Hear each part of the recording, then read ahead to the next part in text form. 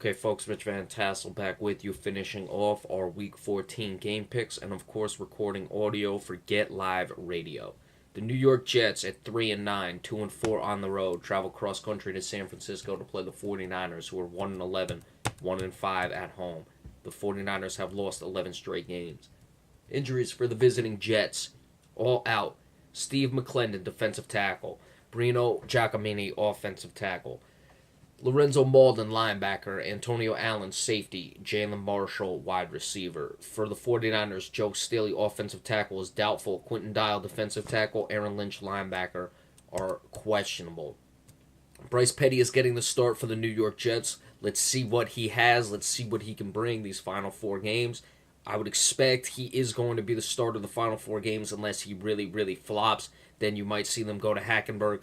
But he's going to have to find Brandon Marshall, Eric Decker. He's going to have to show he can complement the players in this offense because I wouldn't expect Marshall or Decker or guys like that are going anywhere. Quincy Enunwa is another guy you got to look for him to get the ball to because these are going to be the guys of the future, and Bryce Petty is going to be the player of the future. With all that being said, the 49ers, man, I can't see them losing 12 straight. I know I've picked them a couple times. Against Miami, they were really game. Last week, a tough situation when they were playing in bad conditions against the Chicago Bears. The Jets are poor. The 49ers are also poor. I like the 49ers to get the win in this one against two bad teams, 23-20, but really not much to talk about in this one because both of these teams are pretty pathetic at this point in the season. The New Orleans Saints, 5-7, 2-3 on the road, travel to Tampa Bay to play the Buccaneers, who are 7-5, 2-4 at home. Injuries for the visiting Saints, all questionable. Daniel Lasco, running back. Teron Armstead, offensive tackle. Craig Robertson, linebacker. Max Unger, center. Shiloh Keogh, safety. For the Tampa Bay Buccaneers, Luke Stocker, tight end. DeMar Dotson, offensive tackle. Chris Conte, safety, out. Gerald McCoy, defensive tackle. Evan Smith, center, questionable. For Tampa Bay, of course, they are very good up the middle of their defense with Gerald McCoy, with Levante David. Now, Gerald McCoy is questionable. Chris Conte also at safety is a guy who's out. So that's a situation to look at. Should McCoy not be able to go and you already have Conte out, you're not able to get pressure on Breeze up the middle, who's having a very good year, and you're also a little suspect in the secondary because your safety is out. And Drew Brees, while he likes to go downfield outside the numbers, if you take that away and try to work him inside where the strength of your defense is, he can certainly pass the ball there. And without Chris Conte, you're asking for trouble.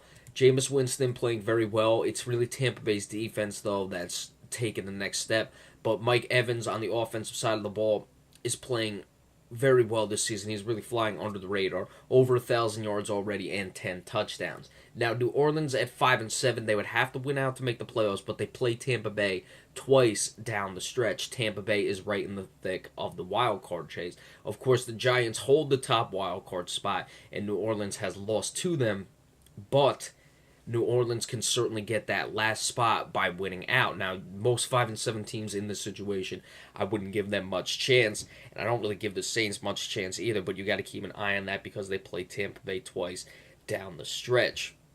Tampa Bay has to make sure they're not riding too high. They got a division opponent, so I would expect that's going to keep their intensity level up, and I expect them to get the win in this game and keep rolling.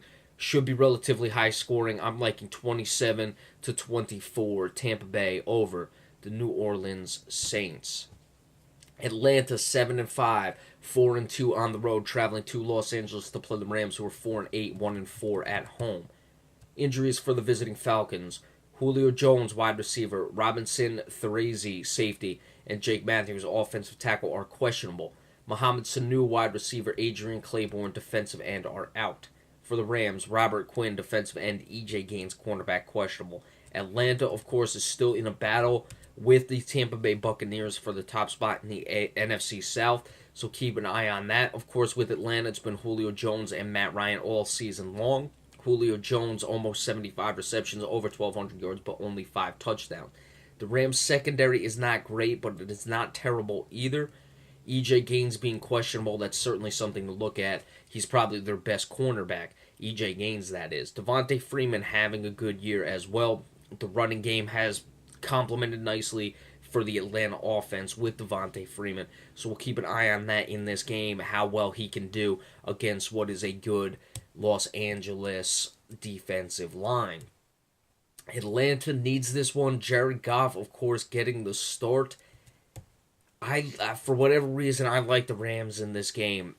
I think Goff is going to have his better days. He's going to show it in this one. It's going to be one of those better games he has.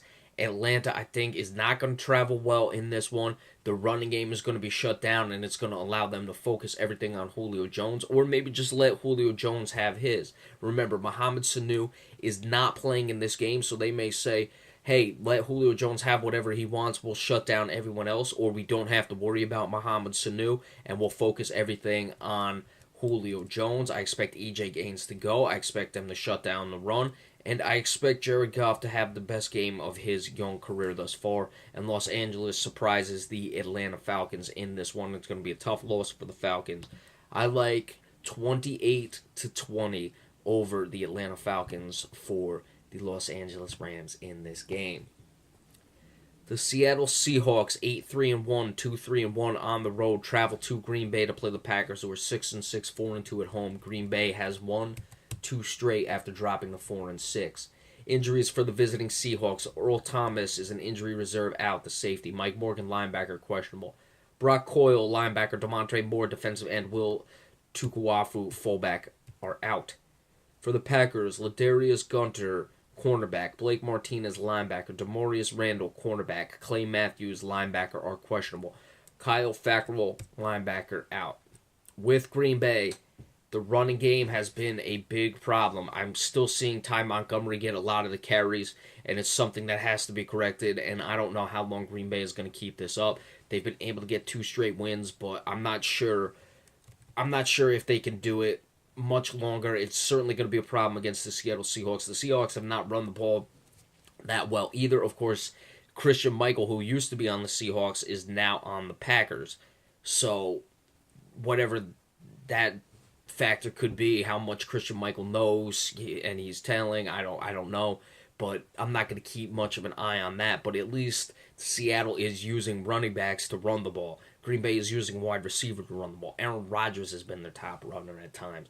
So Green Bay, of course, after being 4-6, they are really right back in the thick of things. Remember, they have the victory over the Giants. That's certainly keeping them in play for the wild card. They also have Detroit one more time. They'll have to have this one. They really have to get above 500 before they lose their 7th game. At most, they have one more loss. I don't think it comes in this one. I think Seattle is going to struggle in this game going to Green Bay. And I think the offense for the Packers relies heavily on their passing game, even going against the Legion of Boom.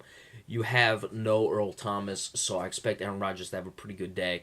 And Green Bay comes away with the victory, 31-23 over the Seattle Seahawks. And then the Sunday night game, the Cowboys 11-1, 6-0 on the road, winners of 11 straight, travel to New York to play the Giants, who are 8-4, 5-1 at home.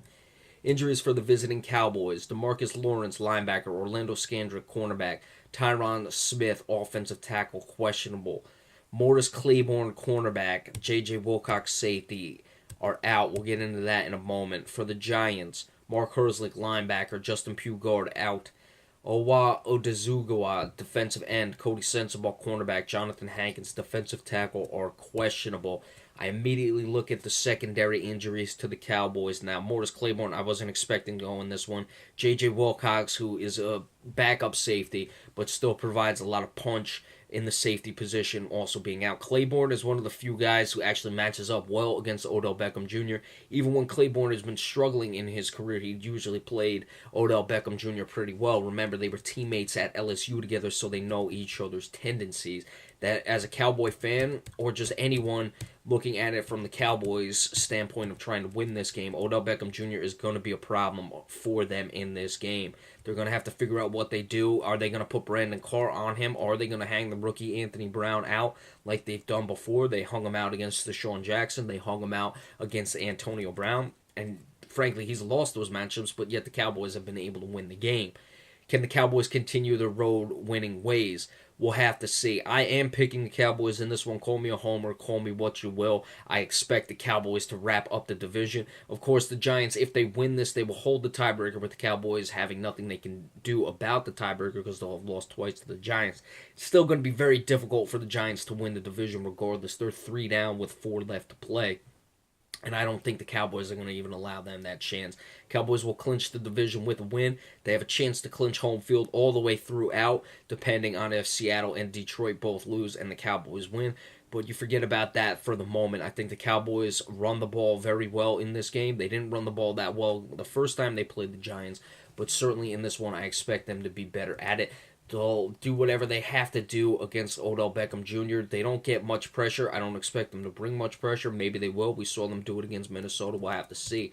But the big thing to me is the Cowboys didn't play well against Minnesota and got the victory, and I expected that to be a little bit of a wake-up call for them. The Giants still scuffling after that loss to the Pittsburgh Steelers. Cowboys come away with the victory in this one. I expect it to be really close and really tight. 24-23 Cowboys. Okay, and just a reminder to everyone listening on Get Live Radio, you can check me out on my YouTube channel, the Rich Van Tassel channel. We have, of course, Monday night picks, Thursday night picks that are not on the radio station, as well as NBA reports, so make sure to check those out as well. And enjoy the rest of your weekend, folks. Thank you very much.